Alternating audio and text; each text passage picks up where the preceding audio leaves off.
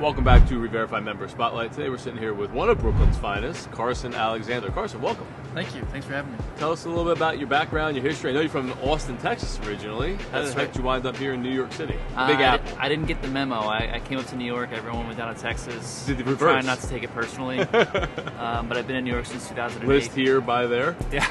Right? Right. And then been in real estate since 2009, doing residential and commercial sales. What's your most passionate aspect of the business? What do you like most about it? I think like helping people who bought a long time ago and put that time in and the equity in, and now they want to cash out, and making sure they get away with every dime they deserve. Those are the ones that I feel the best about, like helping people retire. I had a woman who was in Brooklyn Definitely for rewarding. 50 years. Yep. Sold her brownstone. She raised her 3 boys there, single mother, and it helped her move to Delaware. She was like, I'm tired of having neighbors. I want to have a yard, grass all around me. $1 million bucks? Easy. A Right? couple. Yeah. Bought a house in Delaware for $800,000 cash, big lot. Yeah. Interesting. Yeah. What are you seeing right now in the market where people, they want to sell because they like the price point, but they're emotionally attached to a property? How are you navigating them one way or another? Well, I think it's talking about like the big picture, because for them, it's all about the big picture. Their journey doesn't end at the closing table. Right. Like, where are we going? Right. What's the motivation? What's point Sure. Z for you, not Sure. what's point B? And then it's all about going through the property and finding items that are very important to them and sentimental to them, and saying, hey, you can take this with you. Got it. You know what I mean? And I have some great contacts who will actually do that with my clients. Pretty Who will cool. help pack them, organize them, and even items that are too big for them to take, Sure. they'll have them professionally photographed, put them in a book. pretty So cool. there's still an attachment there. You know? If you think about it, even like that Brooklyn market, like you said, a lot of people have been there a long time, and a lot of things have gone down in the neighborhood, the house, the block. And back in the day, people bought 2 or 3 properties, same block, same area, right? So being emotionally attached, leaving the neighborhood, leaving all they know, that could definitely be a sticky point of not moving and not selling. For sure. I think it's really hard, and I think I let them sort of set the pace, and I ask their permission to say, hey, if we're up in a situation where not acting quickly is going to cause you to miss out on an opportunity, do I have your permission to sort of tell you to it's time to move on? And sometimes they yes, sometimes they say no.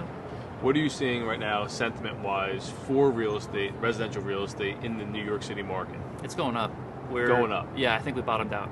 I'm calling it. You heard it here first. Bottomed out. Yeah, we bottomed out. We're going back up. Manhattan and Brooklyn have both started going up on average price per square foot since like February and March. And we didn't go down a ton Right. with interest rates 3 because to 5% max, maybe? Yeah, Maybe? because we have no supply. Right. So when the same thing happened during COVID, when supply and demand fall together, the market fundamentals stay in place. And so that's what happened during COVID. It's what Sure. happens when they're raising the rate. So where is this lack of supply going to be coming from? Obviously, you can't just build 200 units overnight, right? Not You're happening. years out. So Yeah. where do you see that supply coming from in the next 3 years? I think a lot of people are looking towards the commercial sector Got it. and sort of the office sector. So in terms of conversions. Conversions, and I think that that's a really great idea. Sure. But I think in practice, from an architectural standpoint, how are you creating inviting spaces Sure. that are 100 feet by 100 feet? Sure. Are Challenging. you getting light and air? Yeah, it's challenging. Light and air requirements. So I don't know where the supply is going to come from. I don't think there's any meaningful relief on that side of things, especially in the city, because everything's built, right?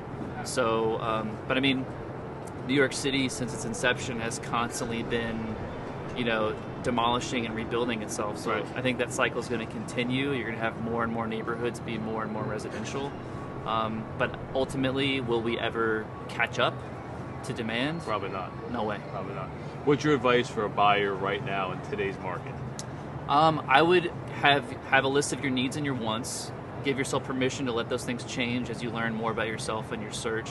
I would be assembling a really great team, lender, attorney, and broker. And I would go after listings that... You have 2 different things you can do. You can either go after the new thing that comes on the market and compete with everybody. Sure. And ask your broker to, really put your best foot forward in the bidding war, have your lender underwrite your credit file already so you have a commitment for your loan subject to the property. And if there's listings that have been on the market for 90 days and up, you have a lot more leverage there. Got So it. you can go in there and you say, hey, I want a seller's concession. I want you to buy down my rate Sure. this much at closing, and you can be a little bit more creative in those situations. Interesting. Always a pleasure, and Thanks, hopefully you get some clients, some contacts from this.